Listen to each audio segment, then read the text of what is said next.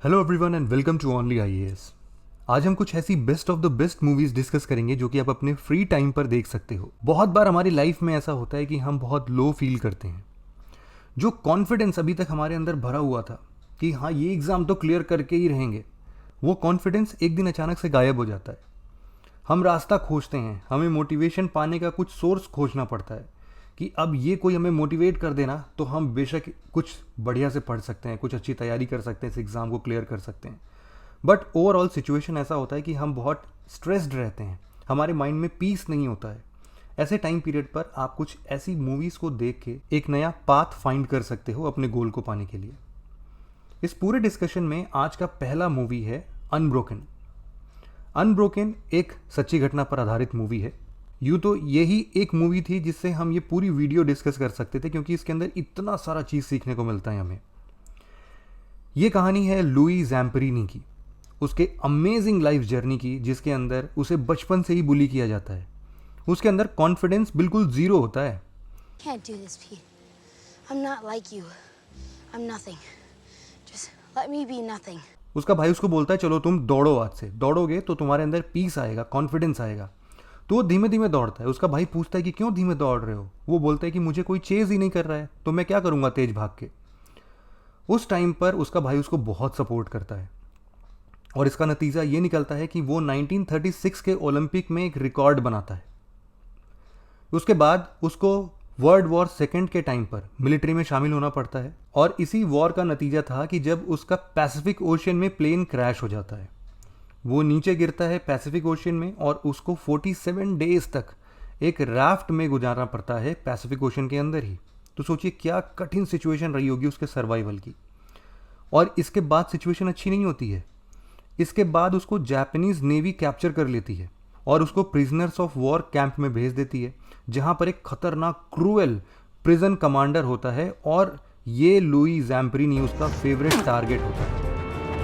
उसमें इस पूरे सिचुएशन के बाद उसको severe post traumatic peace disorder हो जाता है, उससे भी जूझता है। लेकिन at the end of his life उसके लाइफ में पीस है, उसके लाइफ में फॉरगिवनेस है, उसके लाइफ में सर्विस टुवर्ड्स पीपल है। ये सब चीज़ आई कहाँ से? इतना कड़ा मेहनत, इतने चीज़ों को जूझने के बाद किसी के लाइफ में पीस कैसे हो सकती है? उसके मन में तो रिवेंज होगा ना। लेकिन फिर भी इस मूवी से हमें पता चलता है कि forgiveness is the greatest of mental stress. हमारा शरीर टूट जाएगा लेकिन हमें अपना माइंड यूज़ करना होता है फोकस्ड रहने के लिए, होप देने के लिए। जैसे कि 47 डेज ये जब राफ्ट में रहता है या फिर प्रिजनर्स ऑफ वॉर कैंप में जब ये लोग रहते हैं तो इन लोगों को खाने को तो मिलता नहीं है कुछ। तो ये लोग आपस में डिस्कस करते हैं डिशेस के बारे में इतना फाइन डिटेल में कि जब हम लोग एग खाएंगे तो एग को तोड़ने की क्या आवाज़ आएगी। उससे क्या होता है, ये अपना माइंड यूज़ कर रहे हैं फोकस्ड रहने के लिए, सर्वाइव करने के लिए। इस मूवी में दिखाया गया है कि आप किसी व्यक्ति को अनइमेजिनेबल हॉरिबल कंडीशंस में डाल सकते हो, उसको आप मार पीट के भूखा रख सकते हो, लेकिन उसका विल नहीं तोड़ सकते कभी भी। Will is a choice. Will is strengthened by having a meaning, a strong why. आपके लाइफ में अगर वाई नहीं है ना, क्यों आप किसी काम को कर रहे हो, अगर ये फिक्स नहीं है, इसका आंसर आपके पास नहीं है, तो मे बी वो जो पावर आपको मिलने वाली है ना अपने विल से, वो नहीं आएगी। तो इसीलिए अगर अभी भी आप इस फेज़ में रह रहे हो तो सबसे पहले वाई का आंसर ज़रूर से खोज लेना। इस मूवी से हमें ये सीखने को मिलता है कि कैसे छोटी छोटी जीत हमें बड़ी जीत दिलाती है, बड़ा विक्ट्री देती है। जैम्परीनी का 1 आवर और टॉर्चर सहना और जिंदा रहना, एक दिन बिना खाए और बिता देना, उसके लाइफ के ऐसे छोटे छोटे गोल थे जो कि उसको एक बड़े विक्ट्री की तरफ ले जाते हैं। इस मूवी के लास्ट में जब जैम्परीनी को सक्सेस मैगजीन के लिए इंटरव्यू देना होता है तो उससे पूछा जाता है कि जो लोग आपके यंगर जनरेशन में हैं और जो अभी बस तुरंत गिव अप करने का सोच रहे हैं, उनको आप क्या एडवाइस देना चाहेंगे। उसका बहुत ही सिंपल सा आंसर था। उनका कहना था कि if they feel like giving up then they don't have any respect for themselves. बात हो रही है यहाँ पर सेल्फ रेस्पेक्ट की। बहुत बार हमें ऐसा फील होता है कि सामने वाला इंसान तो हमें इज्जत ही नहीं दे रहा है, रेस्पेक्ट ही नहीं कर रहा है, हमारी सोसाइटी में, हमारे फ्रेंड सर्किल में हमारी इज्जत ही नहीं है। क्यों नहीं है? क्योंकि आप खुद को रेस्पेक्ट नहीं देते हो। आप खुद को, जो सेल्फ रेस्पेक्ट का एक भावना है ना, उसके साथ आप कभी आते ही नहीं हो। जब आप खुद को रेस्पेक्ट नहीं दोगे तो सामने वाले से क्या एक्सपेक्ट करते हो। इस मूवी के लास्ट में इसी इंटरव्यू में वो बोलता है कि take the challenge whether you win it और not, you will learn by it and you will expand by it and you became more hearty by it. और लास्ट में इस मूवी का यही थीम है कि with the right mindset nothing is impossible. आप कुछ भी कर सकते हो अगर आपका माइंड सेट सही है। तो माइंड सेट भी बहुत इंपॉर्टेंट है, आप इसको भी ध्यान रखना। हमारी नेक्स्ट मूवी है लक्ष्य। आप सबने देखी होगी, जिन्होंने नहीं देखी है वो देख सकते हैं। 2004 में ये मूवी रिलीज़ की गई थी। इसके डायरेक्टर हैं फरहान अख्तर। इस मूवी में ये दिखाया गया है कि कैसे ऋतिक रोशन अपने पिता के द्वारा मजाक उड़ाए जाने पर और अपनी सोलमेट को खोने के डर से अपनी लाइफ को सीरियसली लेने लगते हैं। ये मोटिवेशन ही है ना जिसने उसे अपने गोल को निर्धारित करने के लिए प्रेरित किया। मूवी में दिखाया गया है कि गोल के बिना लाइफ वेस्ट है। अगर आपके लाइफ में एम नहीं है, टारगेट नहीं है, गोल नहीं है, तो आप क्या जी रहे हो? आपको पता ही नहीं है कि आपके लाइफ का मोटिव क्या है। मूवी में ये भी दिखाया गया है कि बैटल जीतने के लिए एक अच्छी प्लानिंग की ज़रूरत होती है। इस मूवी में एक सीन है जिसमें सोल्जर्स बिना प्लानिंग के ही अपनी पूरी एनर्जी लगा देते हैं उस वॉर को जीतने के लिए, लेकिन असर वही है, रिजल्ट क्या आता है? हार जाते हैं। और वो बैटल तभी जीत पाते हैं जब उनके पास एक अच्छी प्लानिंग होती है। इसीलिए हर एक के पास मोटिवेशन होना चाहिए, लाइफ का गोल होना चाहिए और अच्छी प्लानिंग होनी चाहिए, तभी वो लाइफ में सक्सीड कर सकता है। इसी तरीके से ये डायरेक्टर फरहान अख्तर की ही एक मूवी है भाग मिल्खा भाग। इसको राकेश ओम प्रकाश मेहरा के द्वारा डायरेक्ट किया गया था। इस मूवी में दिखाया गया है कि मिल्खा सिंह ने कैसे अपने जीवन के अलग अलग स्टेजेस में गोल निर्धारित करके उन्हें पाने की कोशिश की है और उसके लिए अपनी पूरी ज़िंदगी, अपनी पूरी एनर्जी झोंक दी है। मूवी का एक सीन है ना जिसमें दिखाया गया है कि मिल्खा सिंह अपने आर्मी ट्रेनिंग के दौरान एक दूध से भरा हुआ मग और 2 अंडे पाने के लिए क्रॉस कंट्री रेस में दौड़ जाते हैं। फटीक छोड़ तरने, दूध मिलेगा, दूध। इस मूवी से हमें ये सीखने को मिलता है कि जो अपने आप पर विश्वास करते हैं उनके लिए कुछ भी असंभव नहीं है। मूवी में दिखाया गया है कि मिल्खा सिंह के कोच उन्हें करंट चैंपियन को हराने के लिए चैलेंज करते हैं और मिल्खा सिंह अपने आप पर पूरा भरोसा रखते हुए उस चैलेंज को एक्सेप्ट भी कर लेते हैं। मिल्खा सिंह, ये आपकी जिंदगी की आखिरी रेस साबित हो सकती है। दौड़ूंगा भी वैसे ही। जब अपनी गलतियों को एक्सेप्ट कर लेता है इंसान तो उससे ओवरकम करना बहुत इजी हो जाता है। जैसे कि जब फाइनल रेस के दौरान अपने प्लेजर के लिए प्रैक्टिस से मिल्खा सिंह कॉम्प्रोमाइज़ करते हैं तो उनको फेल नसीब होता है।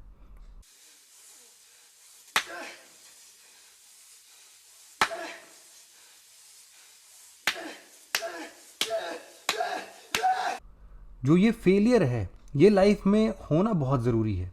ये हमें सिखाता है कि क्या नहीं करना चाहिए और इसी के चलते खुद को चैंपियन की तरह ट्रेन करते हैं वो। और जब पूरी दुनिया सोती रहती है तो मिल्खा सिंह प्रैक्टिस करते होते हैं उस टाइम पर।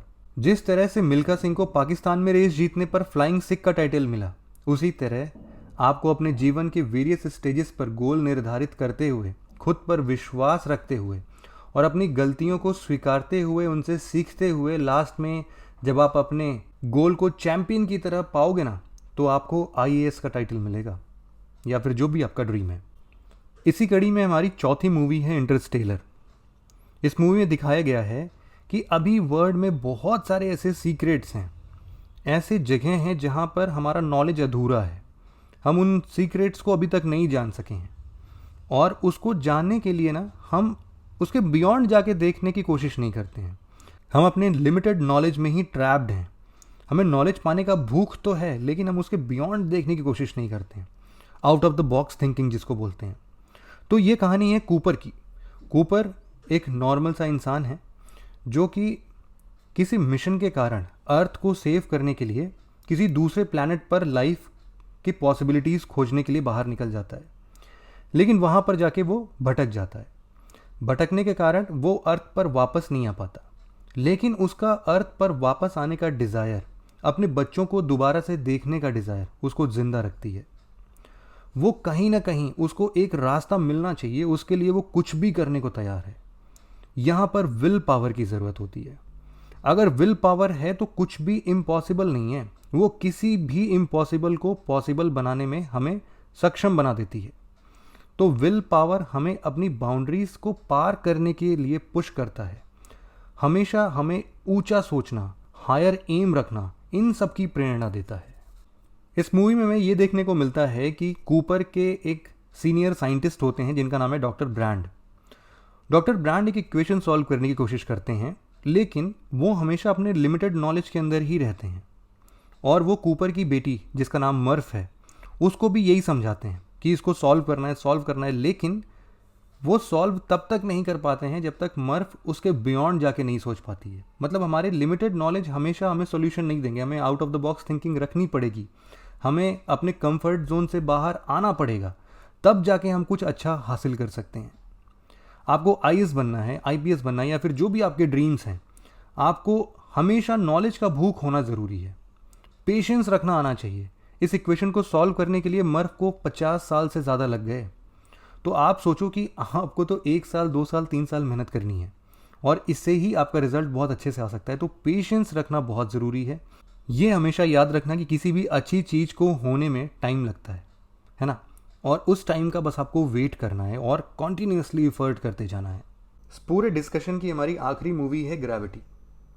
ग्रेविटी के अंदर एक पावरफुल फीमेल लीड कैरेक्टर है डॉक्टर रायन स्टोन, जिनके इर्द गिर्द पूरी कहानी घूमती है। Doctor Ryan stone international space station पर कुछ रिसर्च के लिए गई होती हैं। Mission abort. Repeat.